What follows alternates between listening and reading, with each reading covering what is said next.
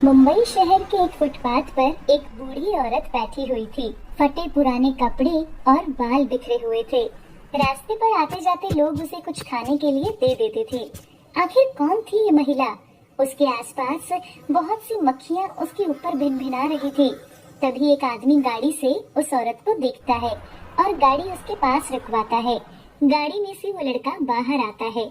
वो लड़का उनके पास जाता है और उनको उठाता है और उस औरत को बहुत ध्यान से देखने लगता है। कौन हो तुम और मुझे क्यों घूर रहे हो? क्या आप सीमा मैम हो? तुम सीमा मैम को कैसे जानते हो? मुझे ये जिंदगी उनकी वजह से मिली है। उनका मेरे ऊपर बहुत बड़ा उपकार है। कैसा उपकार?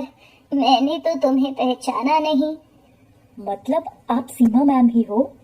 हाँ बेटा, मैं सीमा हूँ, लेकिन तुम कौन हो? मेरा नाम राहुल है। आपने मुझे 4 साल बिना फीस के पढ़ाया था, जिस कारण से मैं अपने स्कूल की परीक्षा पूरी कर पाया और आज मैं एक डॉक्टर बन चुका हूँ। अगर आप मेरी मदद ना करती तो न जाने मेरा क्या होता। लेकिन आप यहाँ इस हालत में। अपने स्टूडेंट्स के मुंह से ये बात सुनकर टीचर की आंखों में आंसू आ जाते हैं और वो रोने लगती है।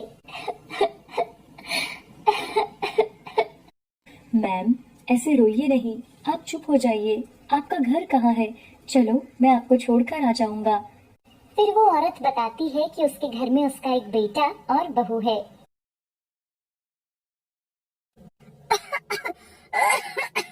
बेटा, मुझे एक गिलास पानी देना। जब देखो ये बुढ़िया खांसती रहती है, मन तो करता है इसको घर से बाहर निकाल दूं।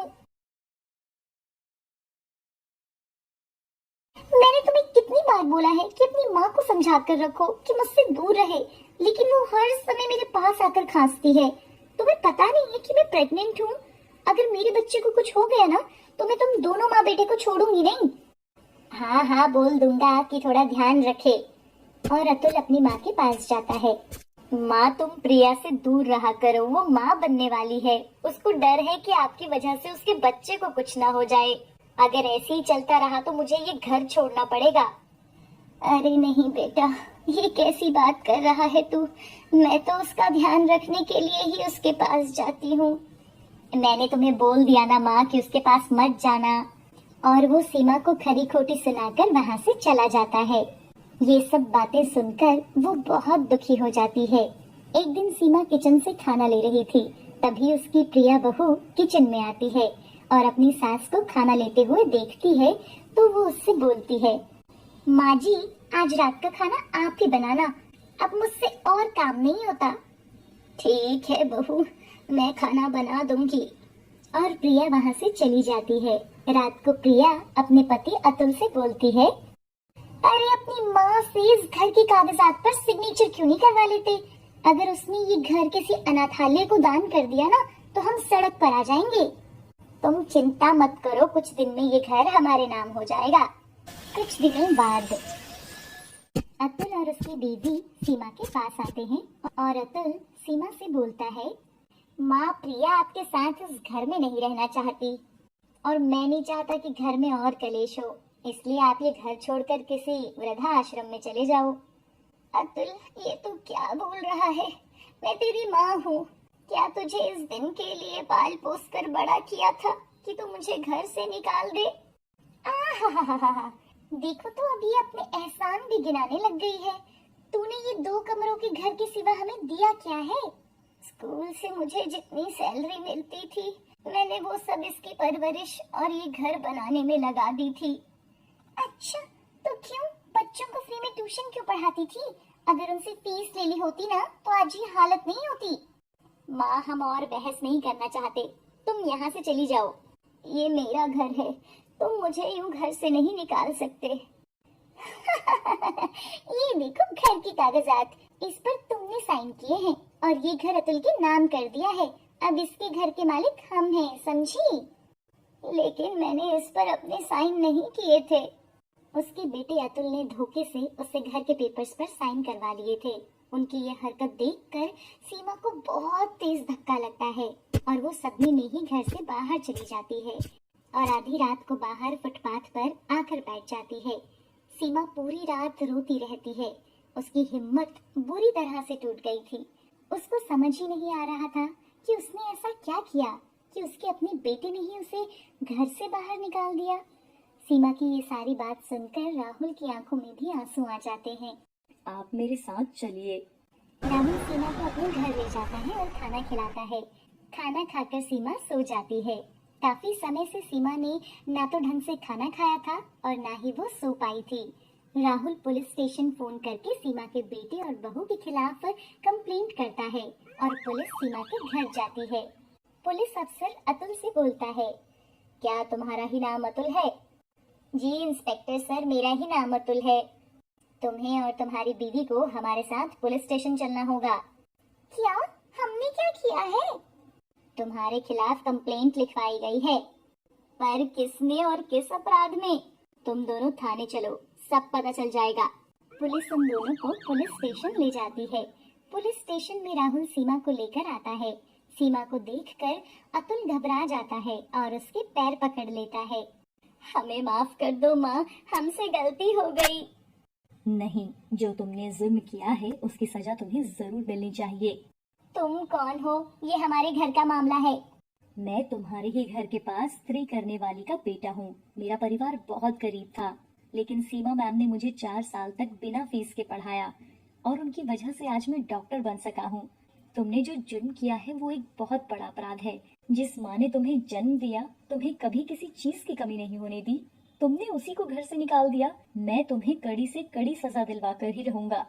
पुलिस वाले अतुल और उसकी बीवी को पकड़कर जेल में डाल देते हैं। वह दोनों सीमा से गिड़गिड़ाकर माफी मांगने लगते हैं।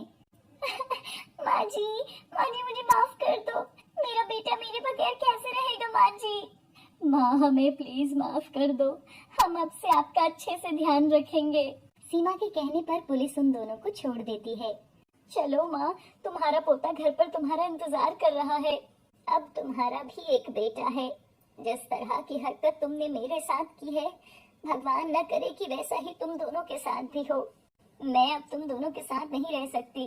तुम दोनों चले जाओ यहाँ से और कभी भी मुझसे मिलने की कोशिश भी मत करना। सीमा की बात सुनकर वो दोनों बहुत शर्मिंदा होते हैं और सर झुकाकर वहाँ से चले जाते हैं। सीमा अब राहुल के साथ ही रहने लगी थी और वो रोज अनाथ आश्रम जाकर बच्चों को पढ़ाने लगी ताकि वो भी राहुल के जैसे सफल हो सके। माँ, आपको पता है कुछ दिन में दीपावली आने वाली है? अच्छा, तुमसे किसने बोला? वो अध्यापिका जी ने बताया कि इस दिन श्री राम सीता माता के साथ 14 साल का वनवास काटकर अयोध्या लौटे थे। उनके स्वागत में लोगों ने घरों में दिए जलाए थे। उस दिन की याद में दिवाली हर साल मनाई जाती है और इस दिन लोग नए कपड़े पहनते हैं, घर में दिए जलाते हैं और मिठाइयाँ बांटते हैं। हाँ बेटा, बिल्कुल सही बताया अध्यापिका जी ने। माँ, आप मेरे लिए भी दिवाली पर नई फ्रॉक और मेरी मनपसंद जलेबी लाना। ठीक है बेटा, मैं ले आऊंगी।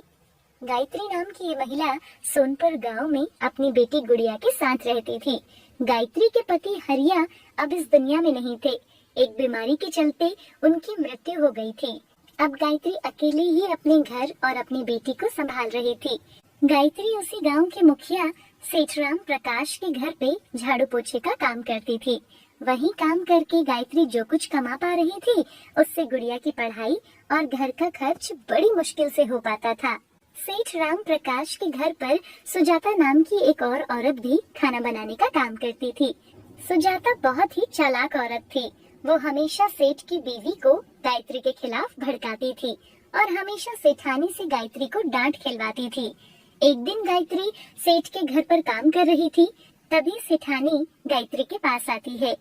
गायत्री, हम दिवाली को सामान लेने बाजार जा रहे हैं, तुम घर की सफाई कर लेना। जी सेठानी, मैं पूरे घर की सफाई कर दूंगी। सेठ राम प्रकाश और सेठानी बाजार चले जाते हैं और पीछे से गायत्री पूरे घर की सफाई कर देती है। सुजाता ये मौका देखकर सेठानी के कमरे में चुपके से जाती है और उसकी एक साड़ी चुरा लेती है। शाम होते ही सेठ और सेठानी दोनों जब घर पर आते हैं और सेठानी गायत्री को बुलाती है और सामान उठाकर कमरे में रखने के लिए बोलती है। गायत्री सारा सामान उठाती है और कमरे में रख देती है। सुनो, इन दोनों के पैसे आज याद से दे देना, कल दिवाली है, ये भी अपनी दिवाली अच्छे से मना लेंगी और इनका दिवाली बोनस भी दे देना। जी मैं अभी दे देती हूँ। सेठानी जब अपने कमरे में जाती है तो वो देखती है कि उसके अलमारी में सारे कपड़े बिखरे हुए थे और जो साड़ी वो दिवाली के दिन पहनने के लिए लाई थी वो भी वहाँ नहीं थी। वो गायत्री को बुलाती है। गायत्री, मेरी अलमारी को किसने खोला और मेरी साड़ी यहाँ नहीं मिल रही है? तुमने सफाई करते हुए कहीं रख दी है क्या? नहीं मालकिन, आपकी साड़ी मैंने नहीं देखी, यही कहीं होगी। तभी वहाँ सुजाता आ जाती है। सुजाता, मालकिन की साड़ी नहीं मिल रही, तुमने कहीं देखी क्या? तू ही तो यहाँ सफाई कर रही थी, मालकिन की साड़ी भी तो साफ नहीं कर दी तूने। ये कैसी बातें कर रही हो तुम सुजाता? मालकिन, आप गायत्री पर भरोसा करके सब सामान ऐसे ही छोड़ देती हो। देखो, चोरी हो गई ना आपकी साड़ी। सुजाता की ये बातें सुनकर सेठानी गायत्री पर बहुत गुस्सा होती है।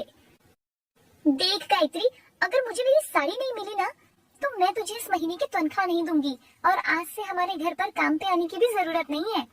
तभी उनकी आवाज सुनकर सेठ भी वहाँ आ जाता है। अरे क्या हो गया है, इतना शोर क्यों आ रहा है? देखिए ना, ये गायत्री ने मेरी साड़ी चुरा ली है, न जाने कहाँ छुपा कर रख ली है इसने।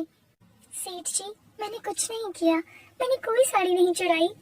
चुप करो तुम और निकल जाओ मेरे घर से। पहले भी न जाने मुझे कितनी छोटी छोटी चीजें नहीं मिली हैं, पर मैंने किसी से कुछ नहीं कहा, लेकिन अब नहीं, तुम अभी के अभी मेरे घर से निकल जाओ और आज के बाद यह कभी मत आना। सेठानी गायत्री को बुरा भला सुनाकर वहाँ से भेज देती है। गायत्री भी रोते रोते अपने घर चली जाती है। सुजाता मन ही मन में बहुत खुश हो रही थी। गायत्री घर आती है। माँ, आप काम से आ गई? गुड़िया पानी का गिलास लेकर आती है और अपनी माँ से बोलती है। माँ, आज फिर आप मेरे लिए नई फ्रॉक नहीं लाई ना? बेटा, अभी वो काम के पैसे नहीं मिले। माँ, कल तो दिवाली है और मुझे कल शाम को नई ड्रेस पहननी है। गायत्री का गुड़िया की बातों पर बिल्कुल भी ध्यान नहीं था। उसके दिमाग में तो बस सेठानी की ही बातें चल रही थी। आज सेठानी की नजरों में मैं एक चोर बन गई हूँ। मैं कैसे बताऊँ उनको कि मैंने उनकी साड़ी नहीं चुराई। तभी गुड़िया अपनी माँ को हिलाते हुए बोलती है। माँ, तुम कहाँ खो गई? आप मेरे लिए नए कपड़े लाओगे ना? हाँ ठीक है, कल ले आऊंगी। पूरी रात गायत्री को नींद नहीं आई। वह परेशान थी कि अब वो घर कैसे चलाएगी और कल दिवाली पर कैसे सामान खरीद पाएगी। ये सब सोचते सोचते सुबह हो जाती है। गुड़िया भी उठ जाती है। आज गुड़िया बहुत खुश थी क्योंकि आज दिवाली थी। माँ, आज दिवाली है, आप मेरे लिए नए कपड़े लाओगे ना? गुड़िया की बातें सुनकर गायत्री गुड़िया से झूठ बोलती है। बेटा, आज मैं काम पर नहीं जाऊंगी, मेरी तबीयत ठीक नहीं है। क्या हुआ माँ आपको? उदास हो जाती है क्योंकि उसकी माँ आज काम पर नहीं जाएगी और ना ही उसके लिए नई ड्रेस और ना ही कोई मिठाई लाएगी। सुबह से शाम हो गई थी। गुड़िया देख रही थी कि सबके घरों में दीपक जलने लगे थे और सब नए कपड़े पहनकर तैयार हो गए थे और अपनी दिवाली मना रहे थे। गायत्री के घर पर कोई दीपक नहीं जला था। तभी दरवाजे पर किसी की आवाज आती है। गायत्री बाहर आती है तो वो देखती है कि सेठ और सेठानी उसके घर आए थे।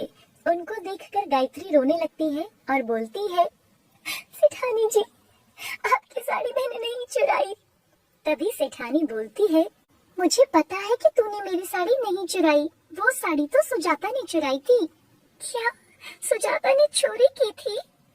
हाँ, कल रात ना जाने उसने हमारे खाने में क्या मिला दिया जिसकी वजह से हम सभी बेहोश हो गए थे।